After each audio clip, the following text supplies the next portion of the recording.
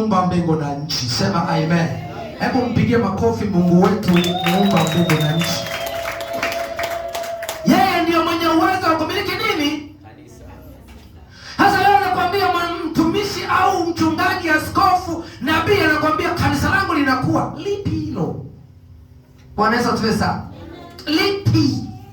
Mwenye uwezo wa kumiliki kanisa ni mmoja tu, ambaye ndiye Mungu muumba mbingu na nchi, na Yesu mwenyewe kichwa cha kanisa.